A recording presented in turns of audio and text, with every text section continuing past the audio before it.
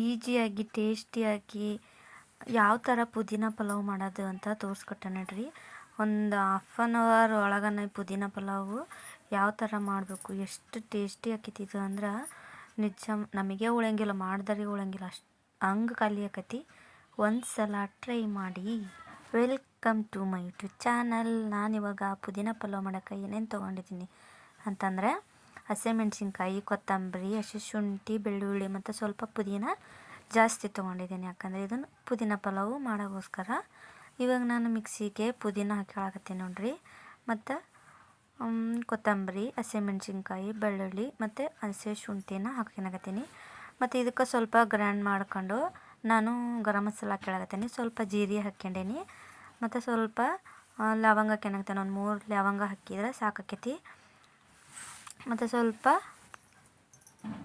ಹಂಗೆ ಇದಕ್ಕೆ ಒಂದು 4-3 ಕರಿಮೆಣಸು ಹಾಕ್ಯಳಾಗತ್ತೆ ನೋಡ್ರಿ. ಕರಿಮೆಣಸು ಹಾಕಿದ್ರೆ ಯಾವುದೇ ಊಟ ಅಡುಗೆ ಆದ್ರೂ ಟೇಸ್ಟ್ ಆಕೈತಿ, ಸ್ಪೈಸಿಯಾಗಿ ಚಲೋ ಆಕೈತಿ. ಮತ್ತು ಇದು ಪಲಾವ್ಗೆಲ್ಲ ಕರಿಮೆಣಸು ಇದ್ರೇ ಟೇಸ್ಟ್ ಅನಿಸ್ತೈತಿ. ಒಂದು 2 ತುಂಡಷ್ಟು ಚಕ್ಕೆ ಹಾಕ್ಯಳಾಗತ್ತೀನಿ. ಚಕ್ಕಿನ ಜಾಸ್ತಿ ಹಾಕ್ಯಬಾರ್ದು, ಯಾಕಂದ್ರೆ ಅದೇ ಫ್ಲೇವರ್ ಬರ್ತೈತಿ. ಇದೆಲ್ಲ ರುಬ್ಕೊಂಡ ಮೇಲೆ ನಾನು ಪುದೀನ ಮತ್ತೊಂದು ಸ್ವಲ್ಪ ತೊಗೊಂಡು ಹೆಚ್ಚಿಟ್ಕೊಳಗತ್ತೆ ನೋಡ್ರಿ. ಸ್ವಲ್ಪ ಕೊತ್ತಂಬರಿನೇ ಹೆಚ್ಚಿಟ್ಕೊಂಡಿದ್ದೀನಿ. ಮತ್ತು ಒಂದು 4 ಈರುಳ್ಳಿನ ಹೆಚ್ಚಿಟ್ಕೊಳಗತ್ತೆ ನಾನು, ದೊಡ್ಡ ದೊಡ್ಡ ಸೈಜಿಂದು.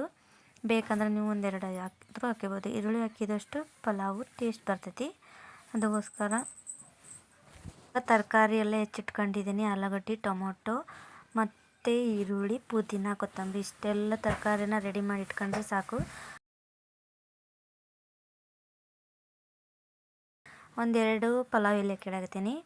ಮತ್ತು ಒಂದು 2 ತುಂಡಷ್ಟು ಚಕ್ಕೆ, ಒಂದೇ ಒಂದು ರೌಂಡಷ್ಟು ಚಕ್ರ ಮಗ್ಗ, ಮತ್ತು ಒಂದೆರಡು ಲವಂಗ ಹಾಕ್ಯಳಾಗತ್ತೀನಿ. ಇಷ್ಟು ಸ್ವಲ್ಪ ಫ್ರೈ ಆಗಲಿ, ಇದು ಫ್ಲೇವರ್ ಚೆನ್ನಾಗಿ ಬರ್ತೈತಿ ಅಂತ ಎಣ್ಣೆಗೆ ಹಾಕ್ಯಳಾಗತ್ತೀನಿ ಅಷ್ಟೇ. ಮತ್ತು ನಾವು ಜಾಸ್ತಿನೂ ಇದಕ್ಕೂ ಹಾಕ್ಯಳಕ್ಕೆ ಹೋಗ್ಬಾರ್ದು, ಯಾಕಂದ್ರೆ ನಾವು ಮಸಾಲೆಗೆ ಆಲ್ರೆಡಿ ರುಬ್ಬಕ್ಕೆ ಹಾಕ್ಕೊಂಡಿದ್ವಿ. ಈಗ ನೋಡ್ರಿ ಈರುಳ್ಳಿ ಹಾಕಕತ್ತೀನಿ. ಈರುಳ್ಳಿನೂ ಚೆನ್ನಾಗಿ ಫ್ರೈ ಆಗಬೇಕು.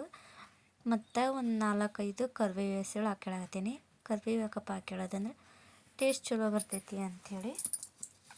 ಒಬ್ಬೊಬ್ಬರು ಕರಿಬೇವು ಹಾಕಂಗಿಲ್ಲ ಪಲಾವ್ಗೆ, ಬಟ್ ಕರಿಬೇವು ಯಾವುದೇ ಅಡುಗೆಗೆ ಆದ್ರೂ ಹಾಕಿದ್ರು ಭಾಳ ಟೇಸ್ಟ್ ಆಕೈತಿ. ನೀವು ಚಿಕನ್ನಿಗೆ ಹಾಕಿದ್ರಂತೂ ನಿಜ ಹೇಳ್ತೇನೆ ಎಕ್ಸ್ಟ್ರಾನೇ ಟೇಸ್ಟ್ ಆಕೈತಿ. ಒಂದು ಸಲ ಟ್ರೈ ಮಾಡಿರಿ ಬೇಕಂದ್ರೆ. ನಾನಿವಾಗ ಬೀನ್ಸ್, ಕ್ಯಾರೆಟು ಹಾಕ್ಯಂಡೆ ನೋಡ್ರಿ. ಅದನ್ನು ಸ್ವಲ್ಪ ಚೆನ್ನಾಗಿ ಫ್ರೈ ಆಗಲಿ. ನಾನು ಹೆಚ್ಚಿಟ್ಕೊಳ್ಳೋದು ಮರ್ತಿದ್ದೆ, ಅದಕ್ಕೆ ಮತ್ತೆ ಆಮೇಲೆ ಹೆಚ್ಚಿಟ್ಟಿದ್ದೆ ನೋಡ್ರಿ. ಇವಾಗ ಆಲೂಗಡ್ಡೆ ಹಾಕ್ಯಂಡೀನಿ. ಮತ್ತು ಪುದೀನ, ಕೊತ್ತಂಬರಿನ ಹೆಚ್ಚಿಟ್ಕೊಂಡಿದ್ನಲ್ಲ ಅದನ್ನೂ ಹಾಕ್ಯಳಾಗತ್ತೀನಿ. ಮೇಯ್ನಾಗಿ ಪುದೀನನ ಜಾಸ್ತಿ ಹಾಕ್ಯಬೇಕು. ಪುದೀನ ಫ್ಲೇವರ್ ಜಾಸ್ತಿ ಇಷ್ಟ ಇಲ್ದವರು ಸ್ವಲ್ಪ ಕಮ್ಮಿ ಮಾಡ್ಕೋಬೋದು, ಬಟ್ ನಮಗಂತೂ ಪುದೀನ ಫ್ಲೇವರ್ ಭಾಳ ಇಷ್ಟ ಆಕೈತಿ. ಮತ್ತು ಇನ್ನೊಂದು ಎಣ್ಣೆ ಒಳಗೆ ಫ್ರೈ ಮಾಡಿದ್ರೆ ಪುದೀನ ಫ್ಲೇವರ್ ಜಾಸ್ತಿ ಬರೋಂಗಿಲ್ಲ, ಮತ್ತು ಟೇಸ್ಟ್ ಅಂತೂ ಎಕ್ಸ್ಟ್ರಾನ ಆಕೈತಿ. ಇದು ಚೆನ್ನಾಗಿ ಎಲ್ಲ ತರಕಾರಿನ ಚಲೋ ತಂಗ ಬೇಯಬೇಕು. ಬೆಂದಮೇಲೆ ನಾನು ರುಬ್ಬಿಟ್ಕೊಂಡಿದ್ನಲ್ಲ ಮಸಾಲಾನ ಅದನ್ನ ಹಾಕ್ಯಳಾಗತ್ತೆ ನೋಡ್ರಿ. ಎಷ್ಟು ಗ್ರೀನಾಗಿ ಕಾಣಕತ್ತೈತಿ, ಹಸಿರಾಗಿ. ನಾವು ಆ್ಯಕ್ಚುಲಿ ಯಾವ ಕಲರ್ನು ಆ್ಯಡ್ ಮಾಡಿಲ್ದಿಲ್ದೇ ನ್ಯಾಚುರಲ್ ಕಲರ್ ನೋಡ್ರಿ ಯಾವ ಥರ ಕಾಣಕತ್ತೈತಿ. ಈಗ ನಾನು ಟೊಮೊಟೊನ ಲಾಸ್ಟಿಗೆ ಹಾಕ್ಯಳಾಗತ್ತೇನೆ. ಟೊಮೊಟೊ ಫಸ್ಟಿಗೆ ಹಾಕಿದ್ರೆ ಅಷ್ಟು ಚೆನ್ನಾಗಿ ಟೇಸ್ಟು ಬರೋಂಗಿಲ್ಲ ಇದು ಪಲಾವು ನನಗೆ ಅನಿಸಿಕೆ ಪ್ರಕಾರ. ಬಟ್ ಯಾರ್ಯಾರು ಹೆಂಗೆ ಮಾಡ್ತಾರೆ ನಂಗೆ ಗೊತ್ತಿಲ್ಲ. ಬಟ್ ನಾನು ಯಾವುದೇ ಐಟಮ್ ಮಾಡಿದ್ರೂ ಟೊಮೆಟೊ ಸ್ವಲ್ಪ ಲಾಸ್ಟಿಗೆ ಹಾಕ್ಯಂತೀನಿ. ಈಗ ಅರ್ಶಿನ ಪುಡಿ ಹಾಕಿದ್ದೀನಿ, ಮತ್ತು ಉಪ್ಪು ಹಾಕಕತ್ತೆ ನೋಡ್ರಿ. ಟೇಸ್ಟಿಗೆ ಎಷ್ಟು ಬೇಕೋ ಅಷ್ಟು ನೀವು ಉಪ್ಪು ಹಾಕ್ಯಬೋದು. ಇನ್ನು ನೋಡ್ರಿ ಈಗೆಲ್ಲ ತರಕಾರಿನೂ ಎಲ್ಲ ಚೆನ್ನಾಗಿ ಆಲ್ರೆಡಿ ಬೆಂದೈತಿ, ಎಣ್ಣೆ ಕಾಣಿಸಾಕತ್ತೈತಿ. ತರಕಾರಿ ಎಲ್ಲ ಬೆಂದಮೇಲೆ ಎಣ್ಣೆ ಬಿಟ್ಕೊಂತೈತೆ ನೋಡ್ರಿ, ಅದಕ್ಕೋಸ್ಕರ ಎಣ್ಣೆನ ಕಾಣತೈತಿ. ಈಗ ಉಪ್ಪು ನಾವು ಅರ್ಶಿನ ಪುಡಿ ಹಾಕಿದ್ವಲ್ಲ, ಈಗ ಒಂದ್ಸಲ ಚೆನ್ನಾಗಿ ಮಿಕ್ಸ್ ಮಾಡಬೇಕು. ಎಲ್ಲ ತರಕಾರಿನೂ ಉಪ್ಪು ಮತ್ತು ಅರ್ಶಿನ ಪುಡಿನ ಚೆನ್ನಾಗಿ ಹಿರ್ಕೋಬೇಕು. ಇದು ಆದಮೇಲೆ ನಾವು ಅಕ್ಕಿ ತೊಳೆದಿಟ್ಕೊಂಡಿರ್ತೇವಲ್ಲ, ಅಕ್ಕಿನ ತೊಳೆದಿಟ್ಕೊಂಡಿದ್ದು ಇವಾಗ ಚೆನ್ನಾಗಿ ಬೆಂದಮೇಲೆ ತರಕಾರಿ ಎಲ್ಲ ಅಕ್ಕಿನ ನೀರು ಸಮೇತನ ಹಾಕ್ಯಬೇಕು. ಜಾಸ್ತಿ ನೀರು ಬಿಟ್ಕೋಬಾರ್ದು. ಯಾಕಪ್ಪ ಅಂದರೆ ನೀರು ಇದ್ರೊಳಗನ ಹಾಕಿಬಿಟ್ರೆ ನಾವು ಅಕ್ಕಿ ಒಳಗನ ಅನ್ನಕ್ಕೆ ನೀರು ಹಾಕೋಕೆ ಸ್ವಲ್ಪ ಕನ್ಫ್ಯೂಸ್ ಆಕತಿ, ಮತ್ತು ಅನ್ನನೂ ಉದುರಾಗಿ ಬಿಡಿ ಬಿಡಿ ಆಗಂಗಿಲ್ಲ. ನೀರು ಅಕ್ಕಿ ಎಷ್ಟು ಹಾಕ್ಯಂಡಿರ್ತೀವೋ ನೀರನ್ನು ಅಷ್ಟು ಹಾಕ್ಯಂಡ್ವಿ ಅಂದ್ರೆ ಪಲಾವ್ ಆಯಿತು, ಬಿರಿಯಾನಿ ಆಯಿತು, ಉದುರಾಗಕತಿ. ಮತ್ತು ಇದು ಮುದ್ದೆ ಆಯ್ತು ಅಂದ್ರೆ ಟೇಸ್ಟು ಬರೋಂಗಿಲ್ಲ, ತಿನ್ನೋಕ್ಕೂ ಇಷ್ಟ ಆಗಂಗಿಲ್ಲ. ಪಲಾವ್ ಆಯಿತು, ಬಿರಿಯಾನಿ ಆಯಿತು, ನಾವು ಎಷ್ಟು ಉದುರಾಗಿ ಮಾಡ್ತೇವೋ ಅಷ್ಟು ಟೇಸ್ಟ್ ಆಕೈತಿ. ಮತ್ತು ಮನ್ಯಾಗೂ ಎಲ್ಲರೂ ಇಷ್ಟಪಟ್ಟು ತಿಂತಾರೆ. ಇನ್ನೊಂದು ನಾನು ಈಗ 2 ಗ್ಲಾಸಷ್ಟು ಅಕ್ಕಿ ತೊಗೊಂಡಿದ್ದೆ. ಅದೇ 2 ಗ್ಲಾಸಿಗೆ 4 ಗ್ಲಾಸಷ್ಟು ನೀರು ಹಾಕ್ಯಾಳಕತ್ತೆ ನೋಡಿರಿ. ನಾನೊಂದು 4 ಗ್ಲಾಸು ನೀರು ಅಕ್ಕಿ ಹಾಕ್ಯಾಳತಕನ ಕುಕ್ಕರ್ ಫುಲ್ ಆಗ್ಬಿಡ್ತು. ಯಾಕಂದರೆ ನಾನು 1.5 ಗ್ಲಾಸಿನ ಮೆಜರ್ಮೆಂಟ್ ತೊಗೊಳ್ಬೇಕು ಅಂತ ಅಂದ್ಕೊಂಡಿದ್ದೆ.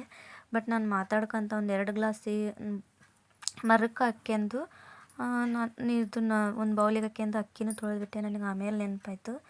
ಅದು ಮತ್ತೆ ಸಣ್ಣ ಕುಕ್ಕರಿಗೆ ಇಟ್ಟಿದ್ದೆ ನಾನು. ಮತ್ತು ಕುಕ್ಕರ್ ಚೇಂಜ್ ಮಾಡಿದೆ. 3 ಲೀಟ್ರ್ ಕುಕ್ಕರಿಗೆ ಇಟ್ಟಿದ್ದು 5 ಲೀಟ್ರ್ ಕುಕ್ಕರಿಗೆ ಚೇಂಜ್ ಮಾಡ್ಕ್ಯಂಡು ನೋಡಿರಿ. ಈಗ ನಾನು ನೋಡ್ತಾ ಇರ್ಬೋದು ಎಷ್ಟು ನೀರು ಫುಲ್ ಬಂದುಬಿಟ್ಟಿತ್ತು. ಮತ್ತು ನಾನು ಕುಕ್ಕರ್ ಚೇಂಜ್ ಮಾಡ್ಕೊಂಡೆ.